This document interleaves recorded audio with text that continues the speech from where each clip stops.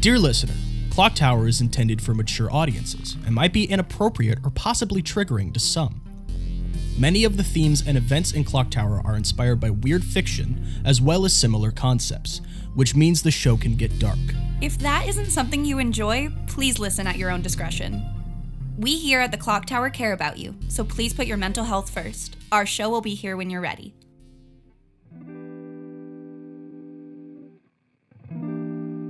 Welcome to a special episode of ClockTower, a D&D 5e experience. This episode is one of 3 miniature episodes that gives more insight into the agent's time on their path to the ClockTower during our arc, Shattered Mirror. As always, our players are playing a custom class called the ClockTower Agent, and we play with house rules in our games that we as a group collectively enjoy. I hope you enjoyed this episode, and welcome to the ClockTower. And Rock's gonna open his door and walk through. I'm about to win another free stuffed animal! This bear has a crown on it. We saved a kingdom. We saved innocent lives on the space station. Cleaned up what seemed to be a dead world, but it didn't seem to be dead. I'm gonna go with Rock.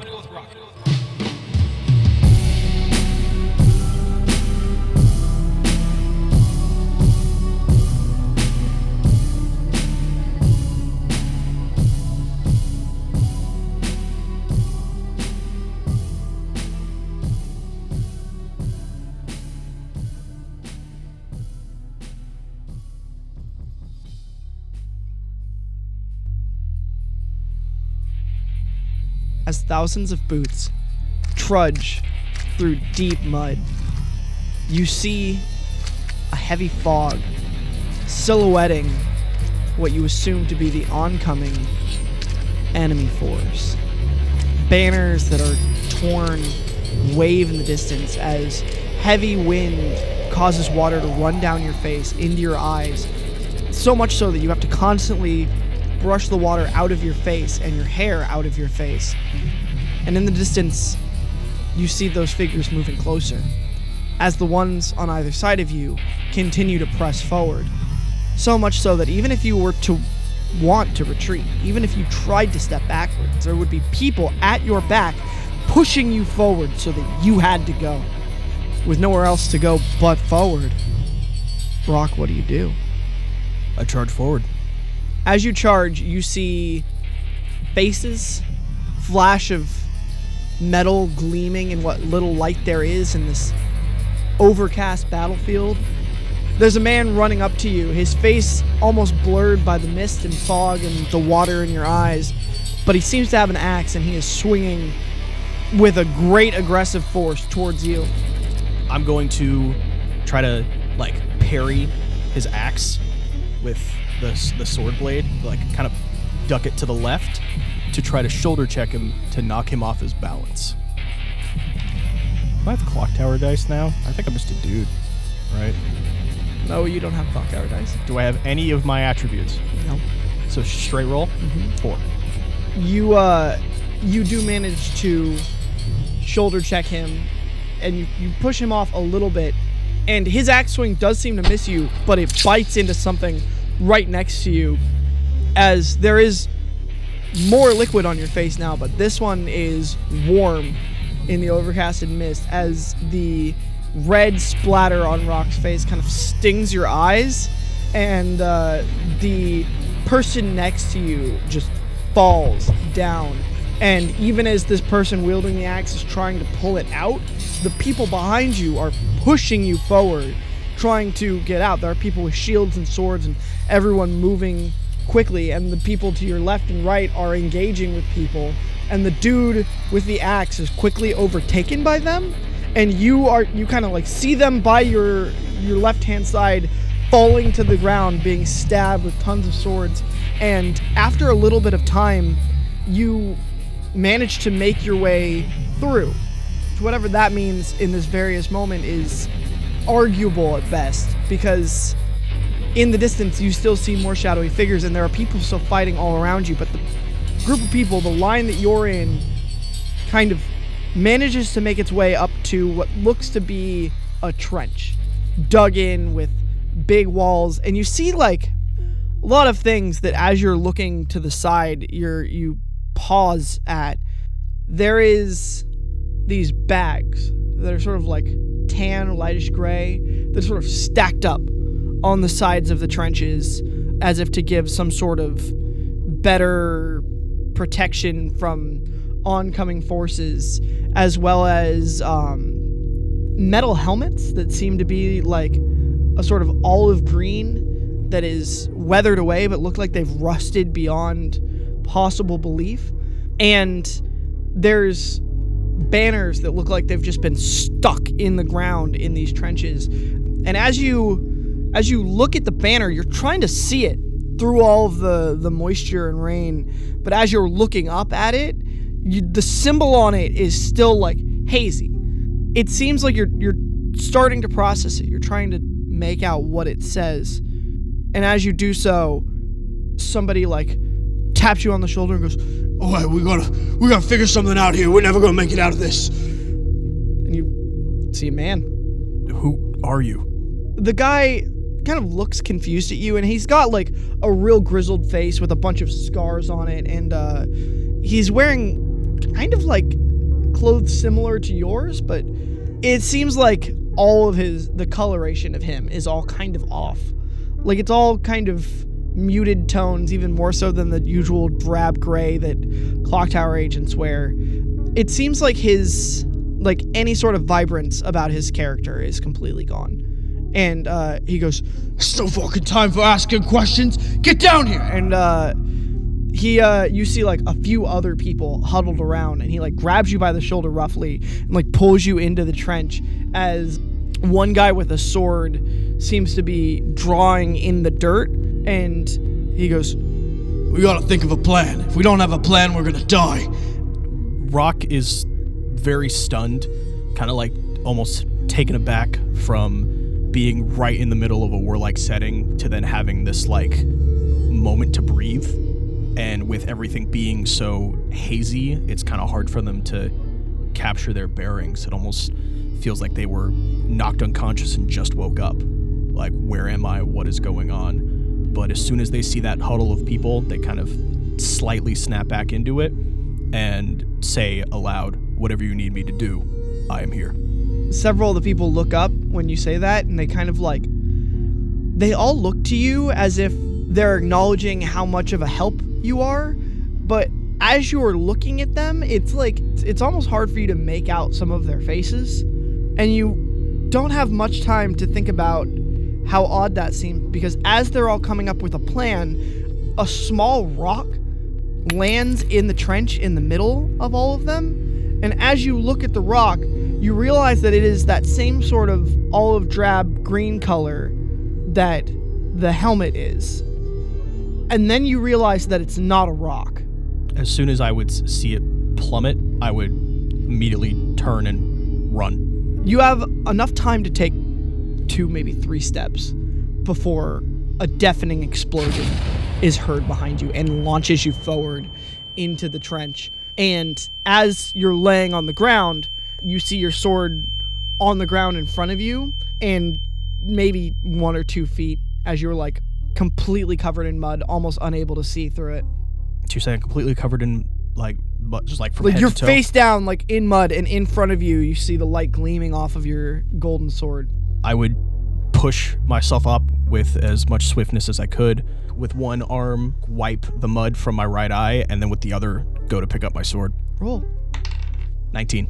You manage to push yourself up and grab your sword just as people start running through the trenches, and then across the way, you start hearing all kinds of like deafening reports of what you can only assume to be guns that start ripping through the people on your side running through the trench. And you quickly realize why this trench is here. Rock would probably be crouch walking through the trench, not immediately going into the gunfire, like going through the trench, and they would say aloud to themselves, "Why the fuck do I have a sword if they're guns?" And you would just crouch walk through the trench to like see if maybe the trench leads somewhere to where there aren't gunfire raining hellfire down upon us. So that. As you are slowly making your way through the trench, you see that there is a point forward ahead of you that there are so many bodies stacked up in the trench that you'd have to climb over them and be above the trench for a little bit to go forward more. How decaying are these bodies? Not. And from the sound of heavy gunfire in this area, you assume that they just kept running over each other and adding to the pile. Could I use my sword to, like, make a pathway through the bodies? Holy shit. Like a machete you would use to go through the jungle? I mean, you could try to mine your way through the bodies, I suppose. Nice. 16. You start using your giant sword to try and hack through the barrier of bodies in your way.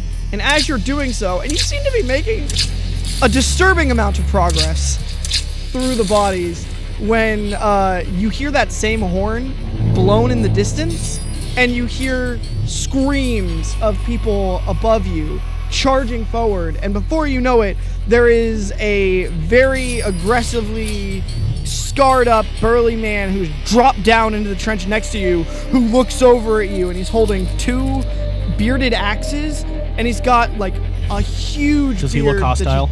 Yeah, he looks wild, and he looks at you and goes, I want to take one of the bodies and chuck it at him. roll. 6. As you like grab one of the bodies, it's just like caught on all of the other people, and the dude takes his fucking bearded axe and just swings it at you. Roll. 2. You see the axe bite all the way into your chest. Just like to the handle of the axe. And like you see it buried in your chest, and then as the rain seems to pour heavier and that guy kicks you and adds you to the pile of bodies, everything like starts to go black for a second, and then you wake up and you hear the dull murmur of camp life, of everybody milling about. You hear some people like in a giant kettle pot cooking some food, and you can hear as the wooden spoon hits the edge of the kettle pot occasionally. You can hear the dull murmur of conversation, and you see yourself laying down in the same cot that you woke up in. And then that same horn blares in the distance. Would Rock have any knowledge, like, would he have any knowing that this feels like it's been repeated? Like a deja vu, or is this just like a...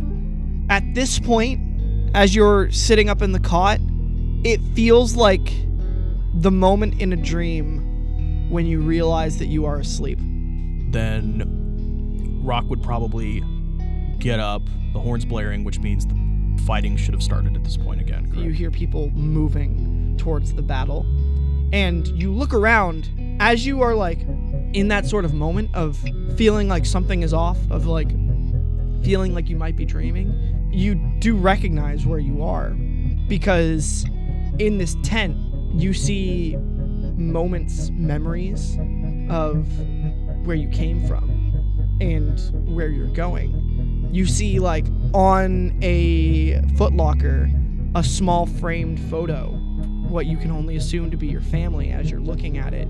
You see a board that is hanging from some of the supports of the tent, and on it there is a map that has the enemy territory sort of mapped out, and in the distance, beyond it, is the thing you're seeking. Rock will get up off the cot. How big is this tent? It's probably about like 9 feet tall at its tallest point, and it goes down like a tent would in angles, but the angles only go to a point where like 5 feet. Am I the only one in it? Yeah, it's your tent. Rock would get up, take the photo of the family, put that somewhere on their person, take the map, and if they could, instead of going towards the fighting, sneak out the back way and go from where they came. Like where their camp is, go backwards. Okay. As you like take the photo of your family and you start heading backwards through the camp, and the camp starts getting more distant in the background, the road becomes more narrow to the point where eventually, after walking over large hills and like trudging up them to the point where you feel exhausted, you see them go down below to a dark, twisted forest. I keep going. As you start trying to make your way through the forest, you see that the trees are looming ominously. But it's not just the creepy air of being in like a spooky forest.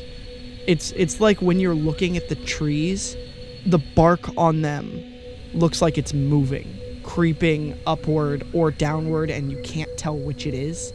Like the effect that some people will put on moving photographs so that it looks like they have some sort of movement to them. But you see the trees are doing that, and the leaves are less so leaves and more so sort of hazy shapes that seem to move. And as you make your way through the dark part of the forest, you feel yourself starting to forget the battle a little bit. Like it's starting to become a distant memory in your mind, but you also feel like you're starting to forget other things. Rock would keep going forward, but making sure to clutch the photo of the family as close to their chest as they can, periodically looking down at it to almost memorize the faces as they keep going.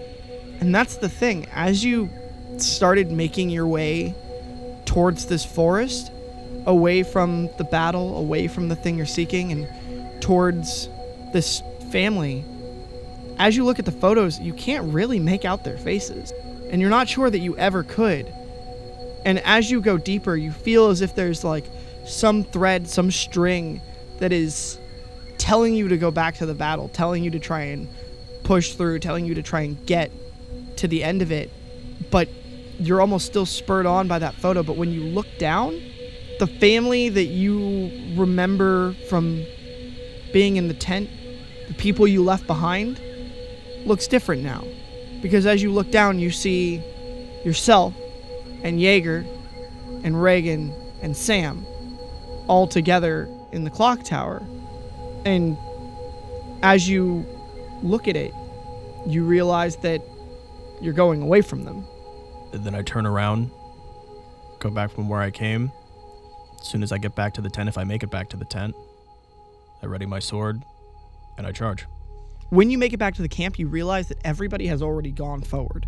They have already marched into the battle. The endless, ceasing war that is what you have only known for so long.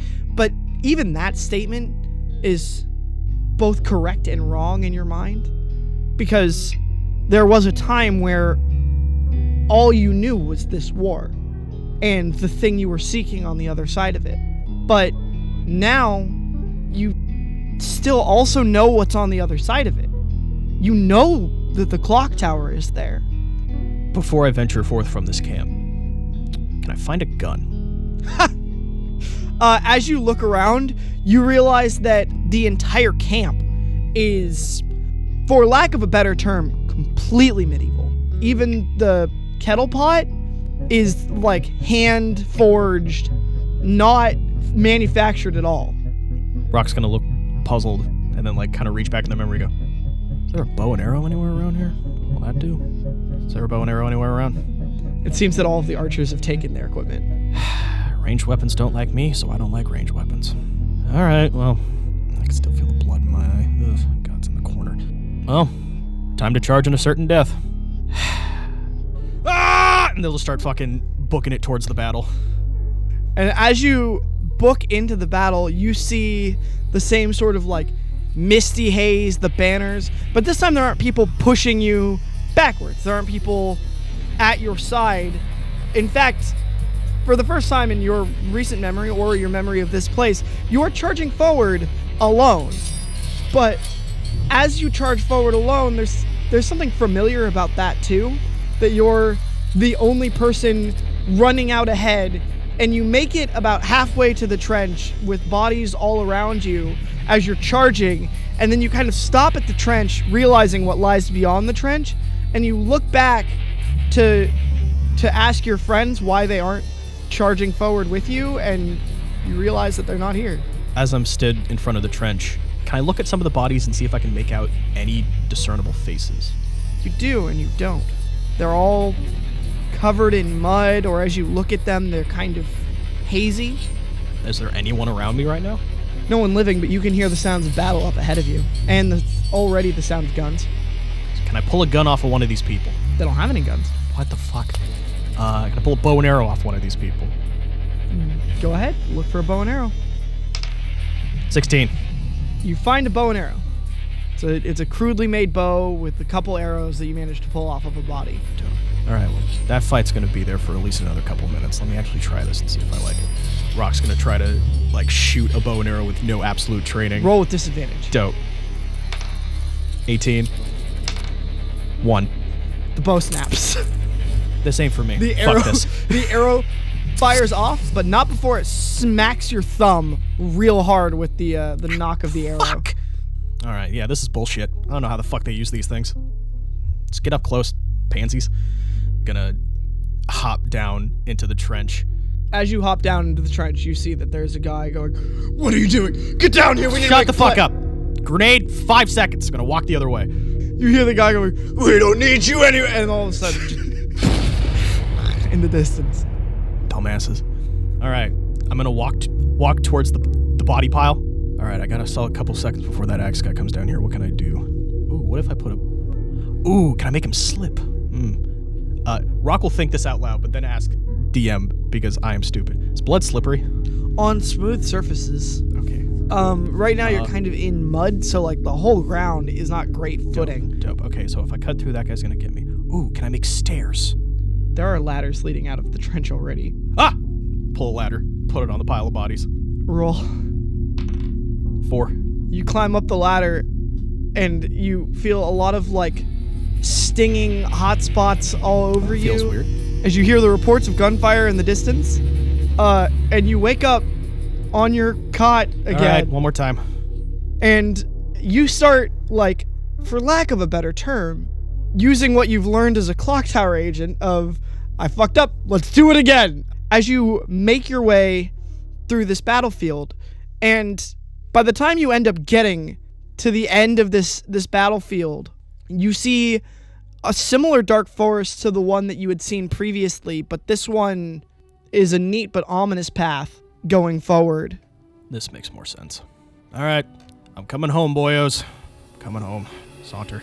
As you walk, you kind of put your sword back on your back in its sheath, and you hear the sounds of battle behind you.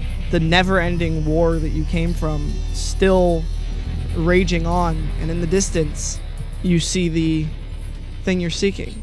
A large clock tower with a blank face that's hands turn in different directions and at different speeds. Home, sweet home. Walk forward, walk forward, walk forward, walk forward, walk forward, walk forward, walk forward, walk